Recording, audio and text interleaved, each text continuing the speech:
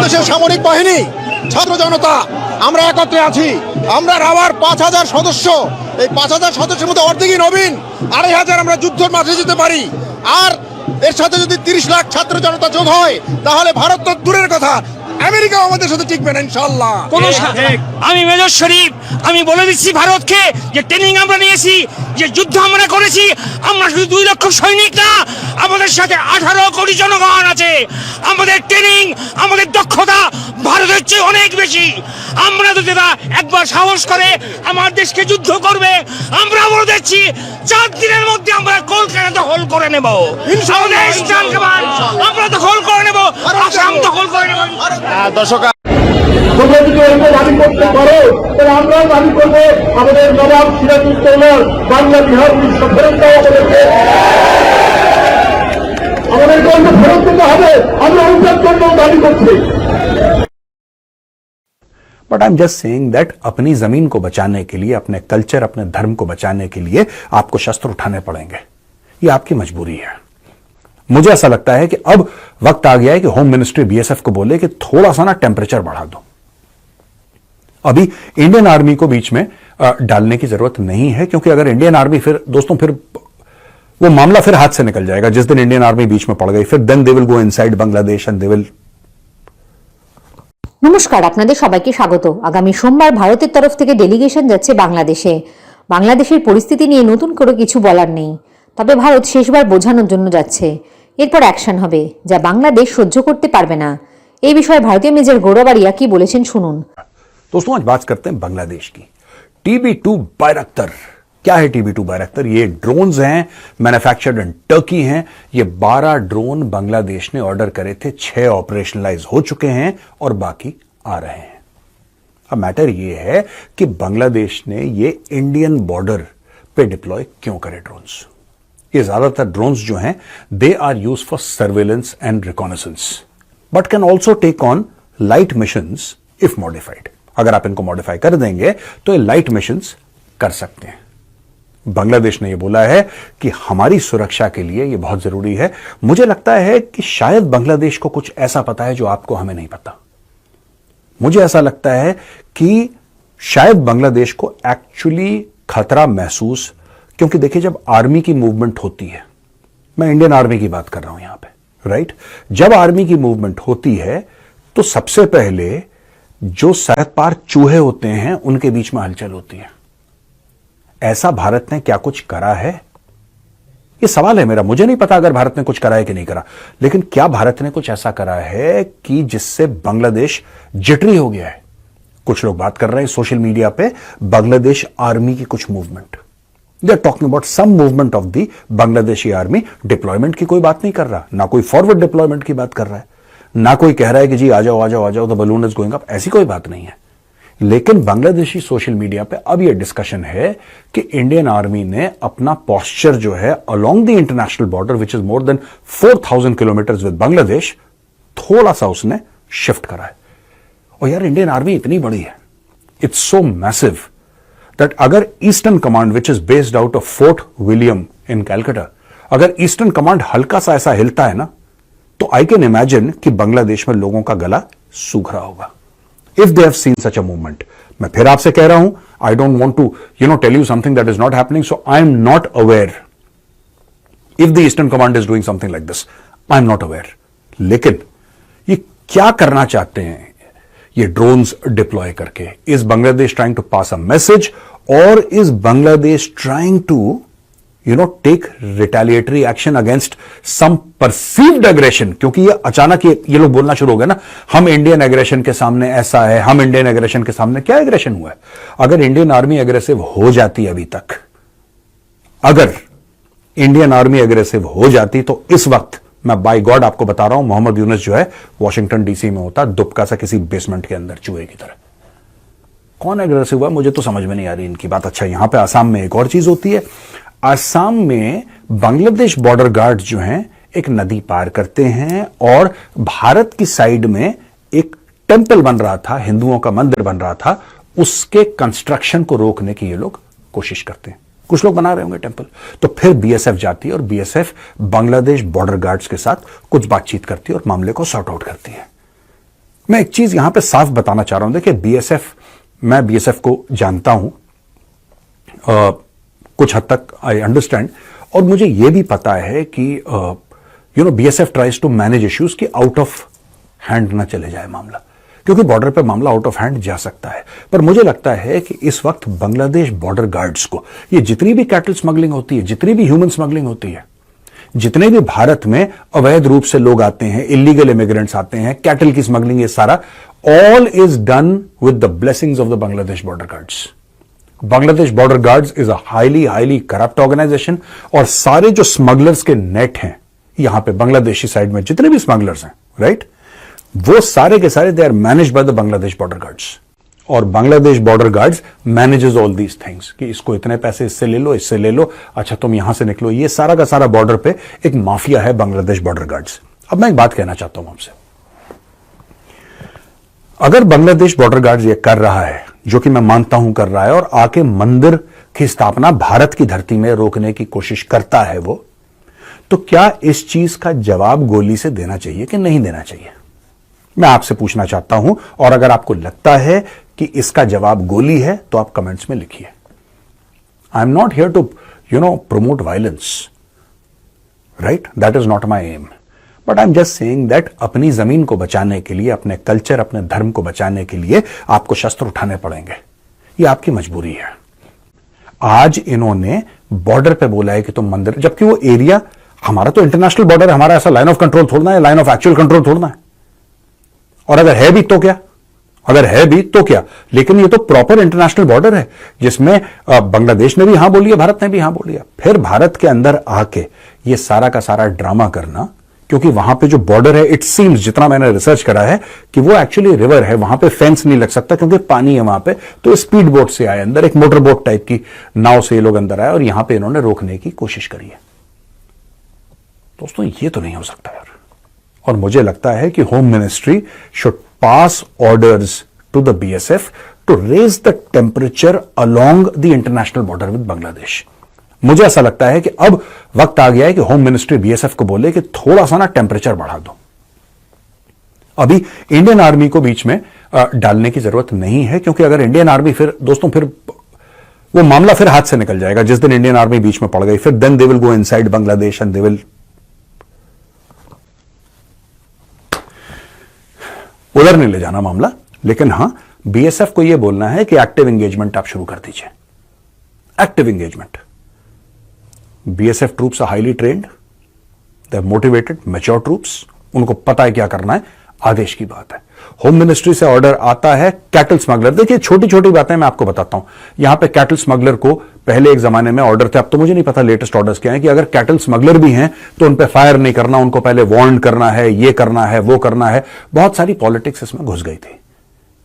वो बांग्लादेशी है, वो स्मगलर है, वो गैरकानूनी रूप से भारत के अंदर आ रहा है, ठोको उसको यार, कान खत्म। इसमें इतनी गलत क्या है? 2+2=4, ये तो हर बच्चे को पता है 2+2=4।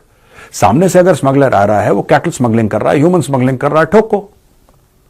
इसमें ऐसा नहीं है कि I am promoting violence, I am a peaceful man, I don't promote violence, but if somebody tries to enter your territory and enter your home, you have the right to defend your territory, that's all, and that is what you must do. अगर आप वहां पे 10, 15, 20 जो है गिरा देंगे, the message will be passed to Dhaka that this nonsense must stop, and they will stop. ये बांग्लादेशियों के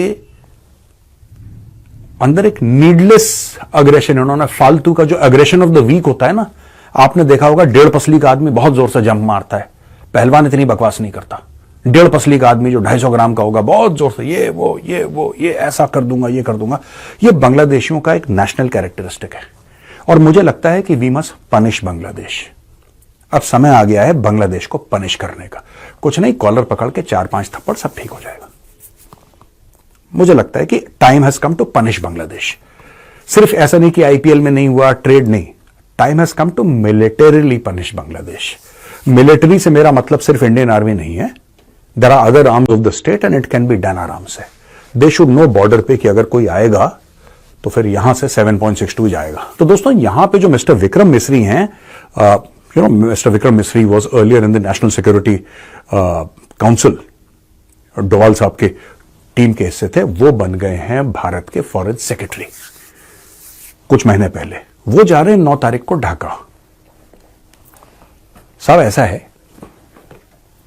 ढाका वो इसलिए जा रहे हैं बांग्लादेशियों को समझाने के लिए कि बेटा तुम गलत रास्ते पे चल रहे हो, सब मत करो, क्योंकि हमारा काम है, हम बांग्लादेश के अब्बू हैं, तो हमारा काम है बांग्लादेशियों को समझाना कि बेटा तुम गलत रास्ते पे चल रहे हो, क्योंकि फिर भारत की लाठी पड़ेगी, फिर तुम रोना मत, सबके सामने विक्टिम कार्ड मत प्ले करना, ये पैलेस्टीनियन टाइप का विक्टिम कार्ड ना, हल्का कमजोर विक्टिम कार्ड कि साहब बहुत जोर से मार दिया, साहब बहुत मारते हैं इंडियन आर्मी वाले, ये मत करना, क्योंकि मार पड़ने वाली है। मिस्टर विक्रम मिश्री is going and mister Vikram मिश्री से कि यार आराम से रहो ना यार, तुम्हें क्या इशू है, तुम्हें इशू क्या है, तुम क्यों हिंदुओं के खिलाफ वहां पे ऐसी कार्रवाई कर रहे हो। तो ये अच्छा स्टेप है कि भारत ने mister Vikram Misri, the foreign secretary, he is been sent to Bangladesh to talk to them and apprise them कि देखो यार इस गलत चक्रों में मत पड़ो।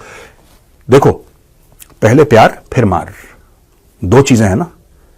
अभी देखो अगर ये डिप्लोमेसी से समझ लेते हैं, मिश्री साहब की बात समझ लेते हैं या डॉक्टर जयशंकर की बात समझ लेते हैं, तब ठीक है।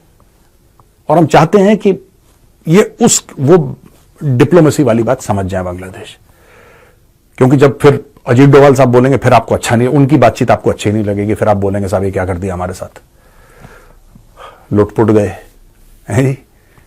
तो इस लेवल पे चीजें नहीं आनी चाहिए। यहां पे बांग्लादेश क्या कर रहा है कि शेख हसीना की जो भी स्पीचेस हैं उसको ब्लॉक कर रहा है। You can not access Sheikh Hasina's speeches in Bangladesh now. Bangladesh ने, मुझे तो लग रहा था कि ये फ्रीडम और डेमोक्रेसी की बात कर रहे हैं। आई थॉट कि ये पूरा जो स्टूडेंट प्रोटेस्ट है that is about freedom, that is about democracy. और डेमोक्रेसी का सबसे बढ़िया, यार कितने यूट्यूबर हैं भारत में भाई, कितने यूट्यूबर हैं भारत में जो डेली के डेली मोदी जी के खिलाफ बोलते हैं, डेली के daily, and it's okay, it's okay, it's absolutely fine. उनको संविधान ने अधिकार दिया है, कोई भाजपा ने या भारत सरकार ने अधिकार नहीं दिया। ये संविधान का अधिकार है कि आपको जिसके खिलाफ बोलना है आप बोल सकते हैं। ये डेमोक्रेसी होती है। डेमोक्रेसी ये नहीं है कि आपको किसी के शब्द पसंद नहीं आए, आपने बोला ब्लॉक करो उसको, यार हटाओ, मुझे अच्छा नहीं लगता ब्लॉक। यही करा है। और किसने करा है, किसके हुक्म पे हुआ है? मोहम्मद यूनुस। मोहम्मद यूनुस वही बंदा है जिसको नोबेल प्राइज मिला था। ये जो डिक्टेटर कह रहे हैं, डिक्टेटर क्या, ये कहते हैं शेख हसीना डिक्टेटर है, चलो हम मान लेते हैं आप कह रहे हो तो कि Sheikh Hasina is a dictator. Dictator की हरकतें क्या होती हैं?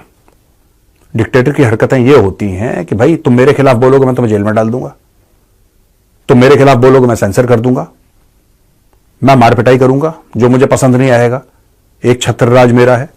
ये डिक्टेटर की। तो अब मैं बांग्लादेशियों से यह पूछना चाहता हूं कि बेटा डिक्टेटर है कौन? आपको हो सकता है कि शेख हसीना की बात आपको ना पसंद आती हो, आपको बुरी लग रही हो, दैट्स ओके, दैट्स ओके, आप बैन थोड़ा ना कर दोगे। यानी कि आपकी डेमोक्रेसी अकॉर्डिंग टू यू, आप कहते हो ना कि Hindutva forces in India, Bangladeshi कहते हैं कि Hindutva forces in India are not allowing, वो नहीं अलाउ कर रहे कि बांग्लादेश में डेमोक्रेसी। कोई हिंदू ने तुम्हें बोला है कि तुम शेख हसीना की स्पीच, भाई unless you are willing to listen to contrary opinion, unless you are willing to listen to an opinion that is absolutely against you, you can't claim to be a democracy. Bangladesh is nothing but a radical Islamist state. बस वो democracy का कुछ साल के लिए जामा पहना दिया था सब लोगों को बेवकूफ बनाने के लिए, लेकिन fact of the matter is that it's a radical Islamic state. यार उनका है ही वो matter, they are a radical Islamic state. अब वो चीजें धीरे धीरे बाहर आ रही। तो शेख हसीना की सारी स्पीचेस जो हैं हम ब्लॉक करेंगे। हम शेख हसीना के बारे में कोई डिस्कशन नहीं हो सकता। हम नोटों के ऊपर से जो शेख मुजीबुर रहमान जो इनके फादर थे, जिन्होंने बांग्लादेश को आजादी दिलवाने में he was at the four front, हम उनका हटा देंगे, ये हटा देंगे, वो हटा देंगे, सब कुछ कर देंगे। अरे मैं कह रहा हूं कि तुम अपने देश के ऊपर केरोसिन छिड़क के तुम तीली लगा दो मेरी तरफ से, सानू की। यार मुझे फर्क पड़ रहा है या किसी इंडियन को यहां पर फर्क पड़ रहा है? नहीं, इंडिया चाह रहा है हमारे बीच में दखल अंदाजी करना। अबे भूखे बांग्लादेशी, तुम्हारे पास है क्या यार? मुझे एक बात समझा दो, मुझे ये समझा दो, कोई भी बांग्लादेशी मुझे ये समझा दे कि भाई हमारे पास ये है जिसकी वजह से इंडिया इंटरफेयर करना चाहता है। क्या है बताओ तुम्हारे पास जो इंडिया को चाहिए? है क्या? दोस्तों, it is now time, very seriously मैं कह रहा हूं, and this is my request to the prime minister, to the defence minister, to the national security adviser, to the foreign minister, to everybody. It is now time to punish Bangladesh. They must be taught a lesson. 15-20 साल तक वो जो lesson है वो याद रहे बांग्लादेशियों को। ज्यादा कुछ नहीं करना है, कमजोर लोग हैं, 1.5 पसली के 250 ग्राम के लोग हैं, तो ऐसा कुछ नहीं है, बस पकड़ के 2-4 मुंह पर लगाओ, गाल इनके लाल कर दो, और भी एरिया लाल कर सकते हैं अगर आपकी खुशी है तो। उसके बाद ये तमीज से रहेंगे, ठीक है ना, ये तमीज से रहेंगे। और मैं देख रहा था वो लड़की है, वो कोई हिंदू लड़की है बांग्लादेश में, जो बड़ा वो मैं आजकल इंटरनेट पे चल रहा, मैं नाम ही भूल गया उसका, तो वो बड़ा वो कह रही है कि यार ये इतना अच्छा हुआ बांग्लादेश में, देखो ये रेवोल्यूशन आ गया। रेवोल्यूशन, लोग ना बात बड़ी करते हैं रेवोल्यूशन की, ठीक है। अब रेवोल्यूशन इतना आ गया कि उसी के गांव में या उसी के इलाके में उसी के नेबर्स का घर फूक रहे हैं। अब वो फेसबुक पे लिख रही है कि मेरी जान खतरे पे। वो हिंदू लड़की है जो बड़ा सेलिब्रेट कर रही थी।